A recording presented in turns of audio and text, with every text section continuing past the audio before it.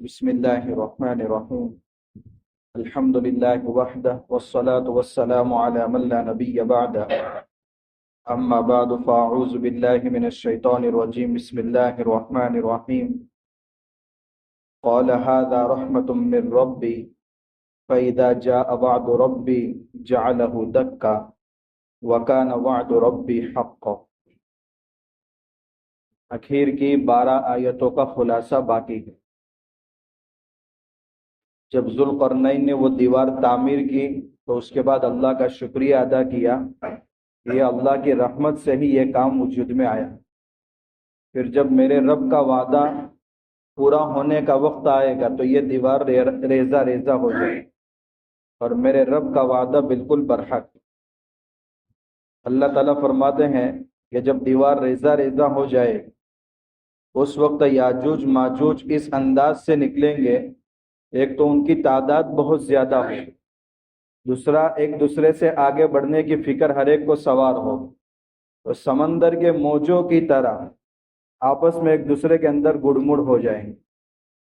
اور چونکہ یہ بالکل قیامت کے قریب ہوگا، وَنُفِخَ فِي الصُّورِ، اور اس کے بعد جب سور پھونکا جائے گا، فَجَمَعْنَاهُمْ جَمْعًا، تو ہم یاجوج ماجوج ہو کہ جنات ہو کہ انسان ہو، قیامت کے دن ہر فرد کو میدان محشر میں ہم جمع کریں.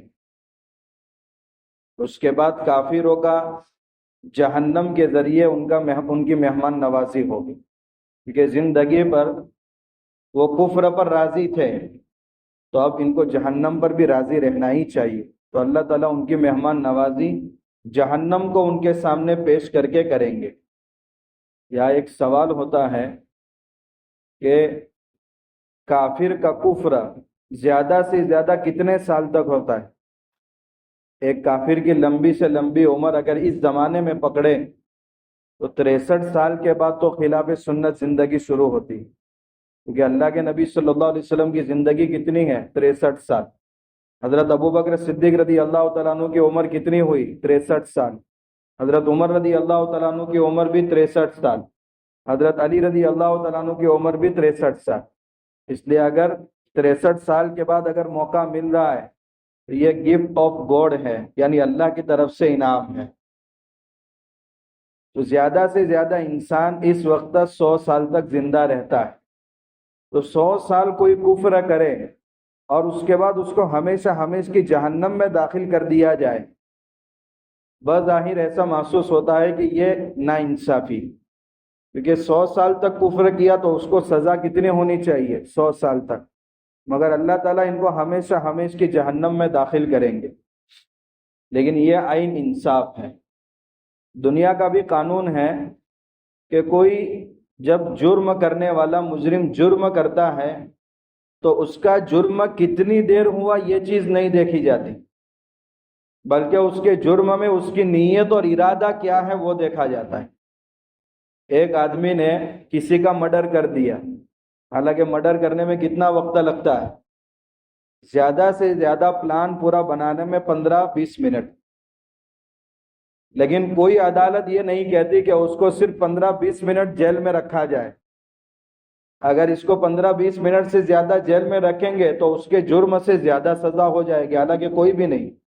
آج جو دفعات اور قلمیں لگائی جاتی ہیں 302 308 وغیرہ کی، وہ نیت پر لگتی ہے کہ بھئی اس نے اٹیک کیا ہے تو اس کا ارادہ کیا تھا؟ صرف زخمی کرنے کا ارادہ تھا یا مار ڈالنے کا ارادہ تھا، قتل کا ایک پلان تھا؟ تو نیت پر قلمیں بنتی ہیں. تو شریعت نے بھی گناہ کی سزا کا جو مدار ہے وہ نیت پر رکھا ہے. اللہ تعالیٰ نے 100 سال اس کو زندگی دی، اس لیے 100 سال کافر رہا. اگر ہمیشہ ہمیشہ کی زندگی مل جاتی تو اس کی نیت اور ارادہ کیا تھا؟ ہمیشہ ہمیشہ کفر پر ہی رہنا. اس لیے اللہ تعالیٰ ہمیشہ ہمیشہ کی جہنم میں داخل کرتے ہیں. تو نیت پر بھی یہ دنیا کی عدالت کے بھی قوانین ہیں اور آخرت کی عدالت کا بھی قانون ہے. تو یہ عین انصاف ہے کہ چاہے 100 سال تک کفر کیا مگر نیت تھی ہمیشہ کافر رہنے کی، تو اللہ تعالیٰ اس کو ہمیشہ ہمیشہ کی جہنم میں داخل کریں گے. اللہ تعالیٰ فرماتے ہیں کہ جب میدان محشر قائم ہوگا تو جہنم کے ذریعے ہم کافروں کا اکرام کریں گے، ان کی مہمان نوازی کریں گے. کیوں؟ اس لیے کہ ان کی آنکھیں ہمارے ذکر سے غفلت میں پڑی ہوئی تھی. اور ہماری صحیح راہ ان کو نظر نہیں آ رہی تھی۔ وَكَانُوا لَا يَسْتَطِيعُونَ سَمْعًا، اور ان کے کان بھی حق بات سننے کے لیے تیار نہیں۔ ان کو ایک دھوکہ اس انداز سے لگا کہ میرے بندوں کو مجھے چھوڑ کر انہوں نے حاجت روا تسلیم کر لیا۔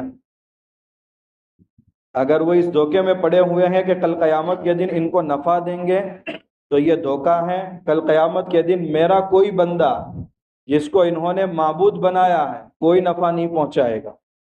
یہودیوں نے حضرت عزیر علیہ السلام کو اللہ کا شریک ٹھہرایا، عیسائیوں نے حضرت عیسیٰ علیہ السلام کو، اور کچھ عرب ایسے تھے جو فرشتوں کو بھی معبود سمجھتے تھے۔ تو یہ اللہ کے بندوں کو حاجت روا سمجھنا اور اللہ کا درجہ دینا، وہ بندوں سے مراد حضرت عزیر علیہ السلام، حضرت عیسیٰ علیہ السلام اور بعض فرشتے جن کی بعض عرب پرستش کرتے تھے اور ان کو مانتے تھے، خدا کا درجہ دیتے تھے۔ اللہ تعالیٰ فرماتے ہیں کہ کل قیامت کے دن یہ میرے بندے بھی ان کو کچھ نفع نہیں دیں گے، آج ان کو دھوکہ لگا ہوا ہے۔ أَفَحَسِبَ الَّذِينَ كَفَرُوا أَن يَتَّخِذُوا عِبَادِي مِن دُونِي أَوْلِيَاءَ إِنَّا أَعْتَدْنَا جَهَنَّمَ لِلْكَافِرِينَ نُزُلًا، ہم نے تو کافروں کی مہمان نوازی کے لیے جہنم کو تیار کر رکھا ہے۔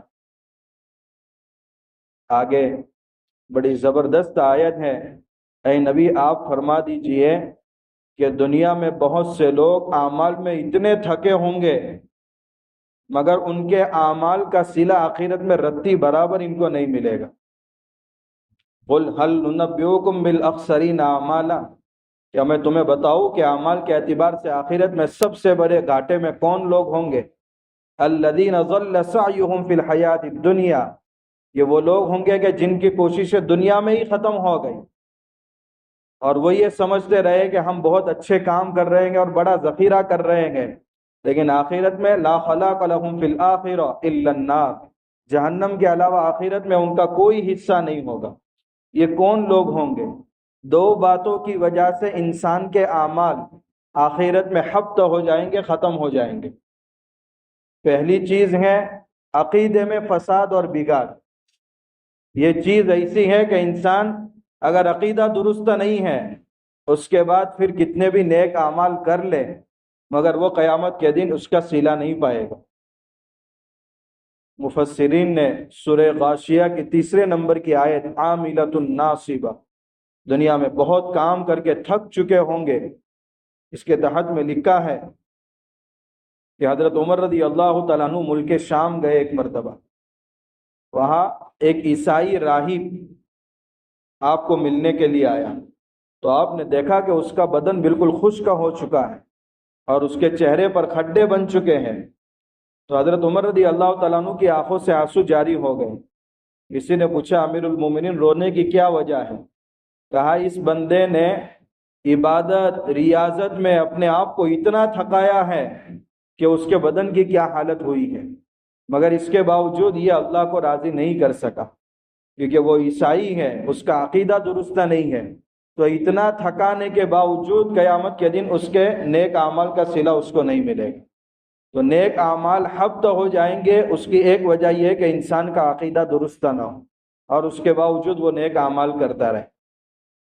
دوسرا یہ کہ عقیدہ تو درست نہ ہو مگر ریاکاری آ جائے اور دکھلاوے کے لیے وہ کام شروع ہو جائے تو پھر اللہ تعالیٰ قیامت کے دن کہیں گے کہ جس کو راضی کرنے کے لیے کام کیا تھا جا کر اس کے پاس اپنا بدلہ وصول کر لے۔ تو دو باتوں کی وجہ سے انسان کے اعمال قیامت کے دن بے وزن ہو جائیں گے۔ آگے اللہ تعالیٰ فرماتے ہیں فَلَا نُقِيمُ لَهُمْ يَوْمَ الْقِيَامَةِ وَزْنًا، ہم کوئی وزن قائم نہیں کریں گے، بے وزن بنا دیں گے۔ ایک روایت میں ہے اللہ کے نبی صلی اللہ علیہ وسلم فرماتے ہیں کہ انسان بڑا قد آور ہوگا قیامت کے دن لیکن میزان عدل میں اس کا کوئی بھی وزن نہیں ہو۔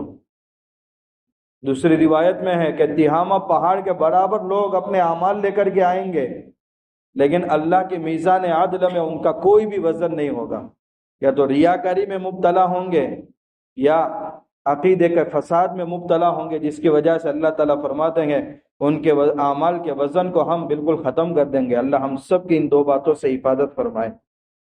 آگے اللہ تعالیٰ چونکہ قرآن کا ایک طرز بیان ہے اس انداز کا کہ جب کفار کا تذکرہ کرتا ہے تو اس کے بعد ایمان والوں کا بھی ضرور ذکر کرتا ہے۔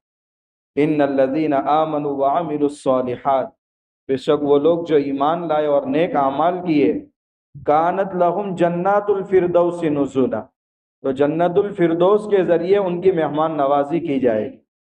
اللہ کے نبی صلی اللہ علیہ وسلم ارشاد فرماتے ہیں کہ جب اللہ تعالیٰ سے دعا کرو تو جنت الفردوس کا سوال کرو، کیونکہ یہ جنت میں سب سے اونچا اور اعلیٰ مقام ہے، اور اس کے بعد عرش رحمان ہے جہاں سے نہریں پھوٹتی ہیں۔ یہ جنات الفردوس کہ جس کے ذریعے ایمان والوں کا اللہ تعالیٰ قیامت کے دن اکرام فرمائیں گے۔ آگے دو باتیں بڑی عجیب و غریب ارشاد فرمائی، خالدین فیہا، سرٹیفکیٹ دے دیا جائے گا کہ اب جنت سے نکلنا نہیں۔ جنت ایک ایسی نعمت ہے کہ اس کے بعد اس کا زوال نہیں ہوگا۔ دنیا میں نعمتیں ملتی ہیں مگر دھڑکا لگا رہتا ہے۔ انسان کے پاس 1 کروڑ روپیہ آ گئے تو بھی ٹینشن ہے، میری وکٹ نہ گر جائے، اور اگر میں زندہ رہوں گا، ابھی جوان ہوں، امید ہے تو چوری نہ ہو جائے۔ تو مال کے چلے جانے کا اندیشہ ہے یا خود کے چلے جانے کا اندیشہ ہے؟ اللہ تعالیٰ جنت میں داخل کر کے کہیں گے خالدین فیہا، تم بھی ہمیشہ رہو گے اور نعمتیں بھی ہمیشہ رہے گی۔ لا یبغون عنہا حولا، وہاں سے منتقل ہونے کی تمنا بھی نہیں ہوگی۔ دنیا میں آدمی ایک مکان میں رہتا ہے تو اکتاہٹ محسوس ہوتی ہے، سیر و تفریح کے لیے دوسرے ممالک گھومنے جاتا ہے، مگر آخرت کو دنیا کے مکانات پر قیاس نہ کیا جائے۔ وہاں تو ایسی آخرت میں جنت ہوگی۔ سورہ اعراف میں اللہ نے 3 طبقوں کا تذکرہ کیا ہے، اصحاب الجنہ، اصحاب النار اور اصحاب الاعراف۔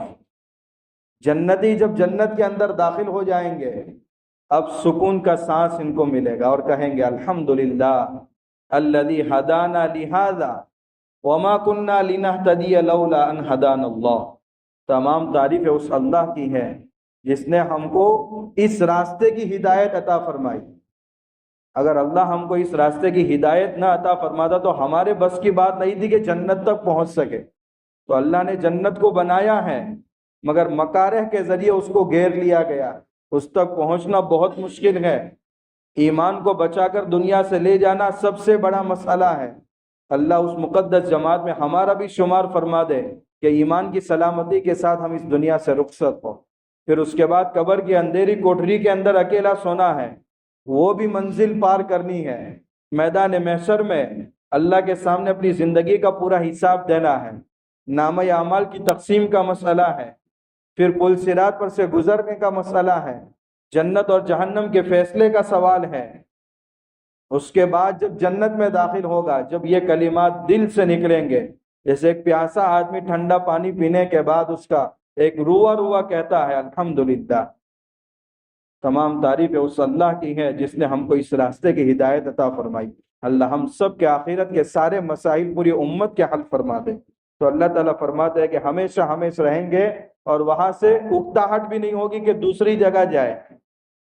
آگے آخری 2 آیتیں ہیں جس میں اللہ تعالیٰ فرماتے ہیں کہ اللہ کے اوصاف اور کمالات جن کی کوئی حد نہیں، جن کی کوئی نہایت نہیں، حتیٰ کہ اگر دنیا کے سمندروں کو ہم روشنائی کی شکل میں تبدیل کر لیں اور کوئی بندہ اللہ کے اوصاف اور اللہ کے کمالات کو لکھنا شروع کرے تو قبل اس کے کہ اللہ کے کمالات ختم ہو سمندر کی روشنائی ختم ہو جائے گی، مگر اللہ کے اوصاف اور کمالات کی کوئی انتہا نہیں ہو۔ اس کے بعد آخری آیت میں اللہ تعالیٰ ارشاد فرماتے ہیں نبی آپ فرما دیجئے میں بھی تمہاری طرح ایک انسان ہوں، مگر فرق یہ ہے کہ میرے اوپر وحی آتی ہے اور تمہارے اوپر وحی نہیں آتی۔ انما الہکم الہ واحد، تمہارا معبود ایک ہی معبود ہے۔ فمن کان یرجو لقاء ربہ، جو شخص اپنے رب سے ملاقات کی امید رکھتا ہے 2 کام وہ کر لے، فلیعمل عملا صالحا، نیک اعمال کا اہتمام کرے، ولا یشرک بعبادت ربہ احدا، اور اپنے رب کے ساتھ کسی کو شریک نہ کرے۔ یہاں شرک کا مطلب شرک اصغر۔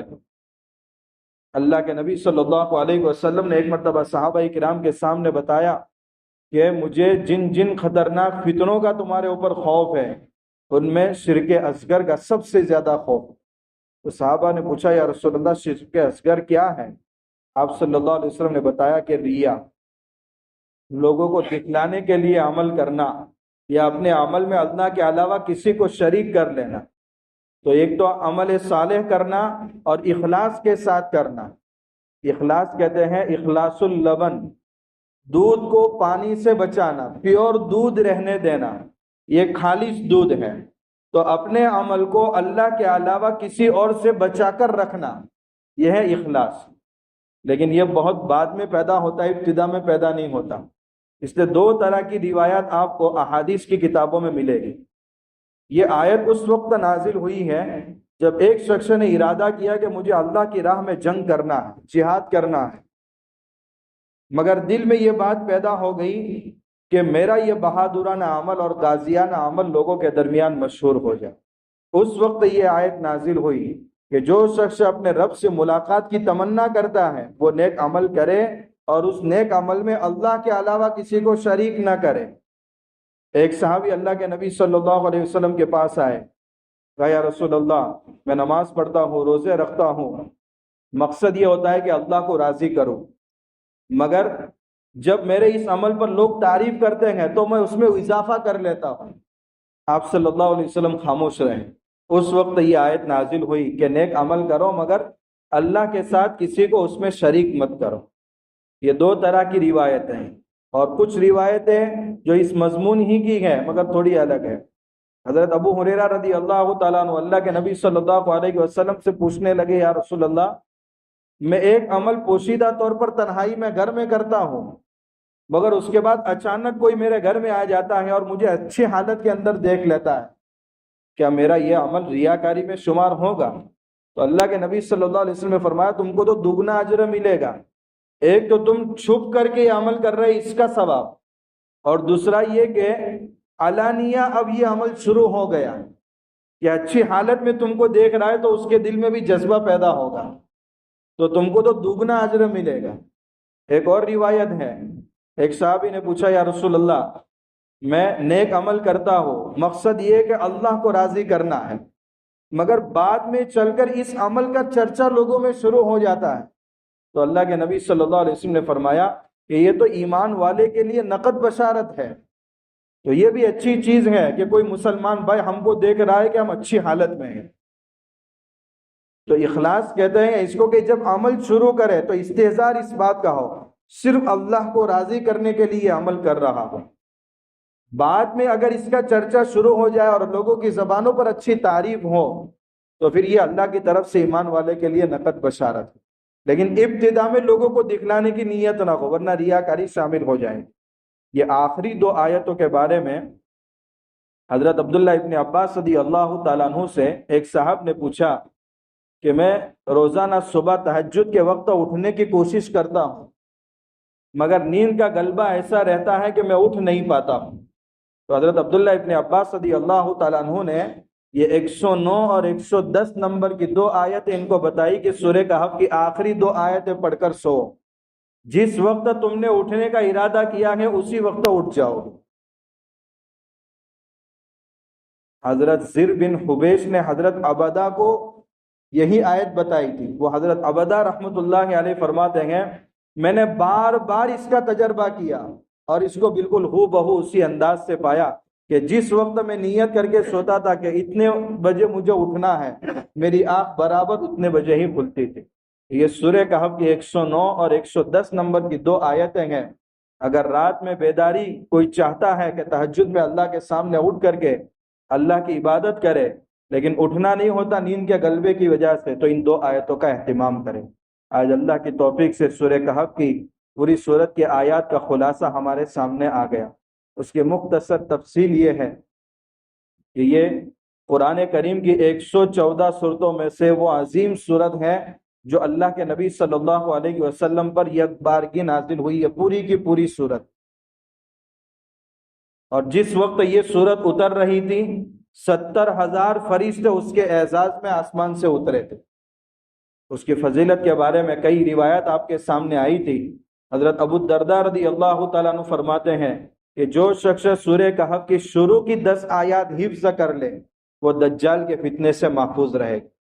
دوسری روایت خود حضرت ابو الدرداء رضی اللہ تعالیٰ عنہ سے ہے، سورہ کہف کی آخری 10 آیتیں اگر حفظ کر لے تو وہ دجال کے فتنے سے محفوظ رہے گا۔ 20 آیتیں حفظ کرنا کچھ مشکل نہیں ہے، روزانہ اگر ایک آیت حفظ کر لے تو 20 دن میں آسانی سے 20 آیتیں حفظ آسانی سے ہو سکتی۔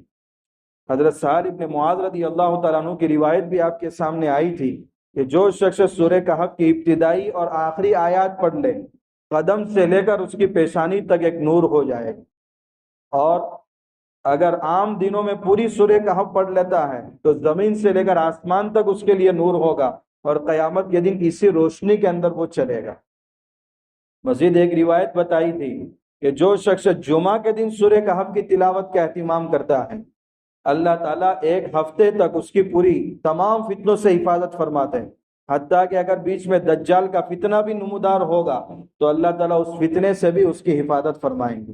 اس لیے اب ہماری زندگی کا یہ معمول ہونا چاہیے، بلکہ ہمارا نہیں پورے گھر کا ہمارا معمول ہونا چاہیے، اور اس کے ہمارا جائزہ بھی لینا چاہیے کہ گھر میں آج جمعہ کا دن ہے، سورج غروب ہو چکا ہے، کس کی سورہ کہف مکمل ہوئی، تو انشاءاللہ ہمارے گھر کے اندر ایک ایسا عمل زندہ ہوگا جو فتنوں کے دور میں دجال کے خطرناک فتنے سے بھی ہماری حفاظت کرے گا۔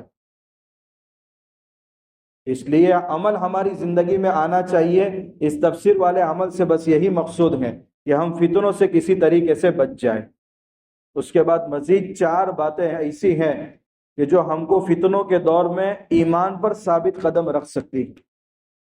ان میں پہلی چیز ہے اللہ کی کتاب کے ساتھ وابستگی، اللہ کے کلام کے ساتھ جڑ جانا۔ یہ چیز ہو ہی نہیں سکتی کہ کسی بندے کا اللہ کے کلام کے ساتھ تعلق ہو اور وہ آزمائشوں میں اس کے قدم ڈگمگا جائے، یہ کبھی نہیں ہو سکتا۔ اللہ کے نبی صلی اللہ علیہ وسلم کو کہا گیا کذالک لنثبت بہ فؤادک، اس کلام کو ہم آہستہ آہستہ 23 سال میں اتار رہے حالات کے مطابق، اس کے ذریعے ہم آپ کے دل کو مضبوط کرنا چاہتے۔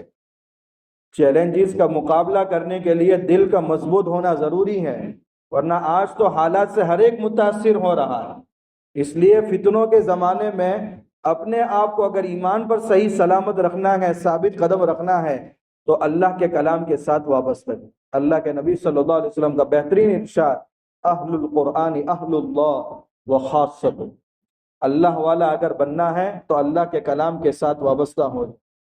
ایک بندہ اگر ہماری مسجد کے اندر آ جائے اور ان کے متعلق اگر ہم کو کوئی بتائے کہ بھئی یہ بہت بڑے عالم ہے یا بہت بڑے محدث ہے، حتیٰ کہ یہ سید ہیں، اللہ کے نبی صلی اللہ علیہ وسلم کے خاندان سے ان کا تعلق ہے، تو ہمارے دل عظمت سے بھر جاتا ہے۔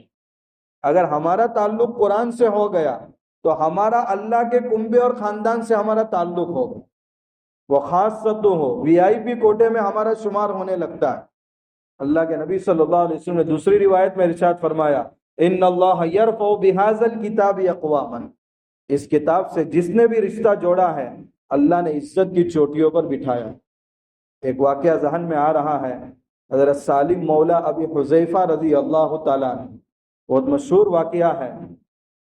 ایک چھوٹے سے بچے ہیں، غلامانہ زندگی ہے، مدینہ کے بازار میں ان کو ایک شخص فروخت کر رہا ہے، بہت سارے غلام تھے اس کے پاس، سخت دھوپ میں پسینہ میں شرابور ہیں، سارے غلام اچھے داموں میں بک گئے مگر ان کو کوئی خریدنے کو تیار نہیں، ظاہری شکل اچھی نہیں، چھوٹا سا بچہ ہے، کون خریدے گا؟ وہ مالک یہ سمجھ رہا ہے کہ ان کو میں خرید کر گھاٹے کا سودا میں نے کیا، اس لیے اس نے یہ سوچا کہ جتنے داموں میں ان کو خریدا ہے اتنے میں ہی بیچ دوں گا، 1 روپے کا منافع مجھے نہیں کمانا۔ اتنے میں ایک عورت کا گزر وہاں سے ہوتا ہے، اس کے دل میں رحم آیا، یہ چھوٹا سا بچہ جس کو کوئی خریدنے کو تیار نہیں اور دھوپ میں کھڑا ہے، اس عورت نے مالک سے پوچھا کہ اس کی قیمت کیا ہے؟ کہا اتنے میں خریدا ہے اور اتنے میں دے رہا ہوں۔ اس عورت نے ان کو خرید لیا۔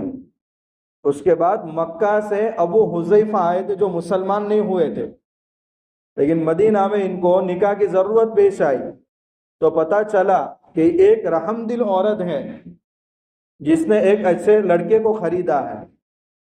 تو اس کا یہ وصف ان کو پسند آیا تو نکاح کا پیغام بھیجا، اس عورت سے نکاح بھی ہو گیا اور دونوں اس لڑکے کو اپنے غلام کو لے کر کے مکہ آ گئے۔ ابو حذیفہ کے دوست تھے حضرت عثمان بن عفان رضی اللہ تعالیٰ عنہ، یہ ان کے گہرے دوست تھے، مگر جب یہ مکہ آئے تو حضرت عثمان بن عفان رضی اللہ تعالیٰ عنہ زیادہ بات چیت ان سے نہیں کر رہے تھے، رویہ پورا بدل گیا۔ تو ابو حذیفہ نے کہا کہ عثمان کیا ہوا ہے؟ میں مدینہ سے آیا اس کے بعد تمہارا رویہ پورا چینج ہو گیا۔ تو انہوں نے کہا کہ میں مسلمان ہو گیا ہوں مگر ابھی تک تم نے اسلام قبول نہیں کیا ہے، میں تم سے گہری دوستی کیسے رکھ سکتا ہوں؟ تو انہوں نے کہا پھر مجھے بھی اسلام قبول کرائے، کلمہ پڑھا لیجئے۔ اللہ کے نبی صلی اللہ علیہ وسلم کی بارگاہ میں لے گئے اور وہ بھی مسلمان ہو گئے۔ گھر پر آئے تو بیوی بھی مسلمان ہو گئی اور غلام بھی مسلمان ہو گئے۔ ابو حذیفہ نے غلام سے کہا کہ تم مسلمان ہو، اب غلام کی حیثیت سے ہم تم کو یہاں نہیں رکھ سکتے، تم جانا چاہو تو جا سکتے ہیں۔ تو انہوں نے کہا آگے پیچھے کوئی بھی نہیں ہے تمہارے علاوہ۔ تو ابو حذیفہ نے ان کو آزاد کر دیا اور منہ بولا بیٹا بنا دیا، اس لیے ان کو کہا جاتا ہے سالم مولا ابی حذیفہ، ابو حذیفہ کے آزاد کردہ غلام۔ اس کے بعد انہوں نے اللہ کے نبی صلی اللہ علیہ وسلم سے قرآن سیکھنا شروع کیا اور اتنے بہترین قاری بنے کہ ہجرت سے پہلے حضرت عمر رضی اللہ تعالیٰ عنہ مدینہ کی طرف ہجرت کر رہے ہیں، قباء میں سالم مولا ابی حذیفہ امامت کرا رہے ہیں اور امیر المؤمنین پیچھے ٹھہرے ہوئے۔ یہودی تانے دے رہے تھے، یہ مدینہ میں تھے، کوئی خریدنے کو لیے تیار نہیں تھا، مگر آج مسلمانوں کی امامت کر رہے۔ یہ ان اللہ یرفع بہذا الکتاب اقواما ویضع بہ آخرین، اور اس کتاب سے رشتہ جوڑنے پر اللہ تعالیٰ ذلت کے غاروں میں پھینک دیتا۔ حضرت عثمان بن ابی العاص الثقفی رضی اللہ تعالیٰ عنہ، یہ صحابی کا نام یاد رکھے، ہمارے اوپر یہ صحابی رسول کے سب سے بڑے احسانات ہیں۔ حضرت عثمان بن ابی العاص جب قبیلے بنو ثقیف اللہ کے نبی صلی اللہ علیہ وسلم کے پاس آیا اور انہوں نے اسلام قبول کیا، تو چونکہ مدینہ کے قریب باہر کی آبادی میں یہ اپنا سامان رکھے ہوئے تھے، اس وقت حضرت عثمان بن ابی العاص الثقفی رضی اللہ تعالیٰ عنہ کی عمر 17 سال کی تھی اور باقی سب 50 سال 55 سال یا 60 سال کے تھے۔ ان کو اپنے سامان کے پاس رکایا تھا کہ ہمارے سامان کی حفاظت کرو اور پورا دن ہم مسجد نبوی میں رہیں گے۔ اللہ کے نبی صلی اللہ علیہ وسلم کے پاس دین سیکھتے تھے، قرآن سیکھتے تھے، رات کے وقت اسی سامان کے پاس آ جاتے تھے۔ جب یہ قافلے کی روانگی کا وقت آیا تو اللہ کے نبی صلی اللہ علیہ وسلم نے پوچھا تم میں سب سے بہترین قرآن پڑھنے والا کون ہے؟ قرآن کا اکثر حصہ کس کو یاد ہے؟ تو عثمان بن ابی العاص الثقفی رضی اللہ تعالیٰ عنہ کھڑے ہوئے کہا رسول اللہ مجھے یاد ہے۔ حالانکہ ان کو ٹھہرایا تھا کہا مال کی حفاظت کے لیے، ان کی تو حاضری کا دین میں کوئی موقع ہی نہیں تھا۔ تو سب تعجب کرنے لگے کہ ہم تو پورے دن یہاں مسجد نبوی میں رہتے تھے اور تم کو سامان کی حفاظت کے لیے رکھا تھا، تم نے قرآن اتنا سیکھا کہاں؟ تو انہوں نے کہا جب تم رات میں یہاں آ جاتے تھے تو میں مدینہ کی گلیوں میں جاتا تھا، کوئی صحابی مل جاتے تھے تو میں ان سے ایک ایک آیت سیکھتا تھا، کبھی اللہ کے نبی صلی اللہ علیہ وسلم سے ملاقات ہوتی تھی تو حضور سے قرآن سیکھ لیتا تھا۔ آج میں اس حالت پر ہوں کہ میں سب سے زیادہ قرآن کا حصہ مجھے یاد ہے۔ اللہ کے نبی صلی اللہ علیہ وسلم نے فرمایا تمہارے قبیلے کے امام یہ رہیں گے۔ اس وقت غزہ کے حالات آپ دیکھیں، اس وقت 2 دن پہلے کی کارگزاری ہے، وہاں کے لوگوں کا کہنا اللہ کا کلام اگر نہ ہوتا تو ان حالات کو برداشت کرنے کی ہمارے اندر طاقت نہ ہوتی۔ کذالک لنثبت بہ فؤادک، اس ملک کے مسلمانوں کے لیے بہت خطرناک چیلنجز کا سامنا ہے، مگر ہم اللہ کی ذات سے نا امید نہیں ہیں۔ سوویت یونین ایک بڑی طاقت شمار ہوتی تھی، ان کو سرخ آندھی کہا جاتا تھا۔ یہ 20ویں صدی میں ہی طوفان آیا ہے، خون کا طوفان کہا جاتا تھا۔ اگر کسی کے گھر میں قرآن کا ایک کاغذ مل جاتا تھا پورے خاندان کو شہید کر دیا جاتا تھا، اور بچہ اگر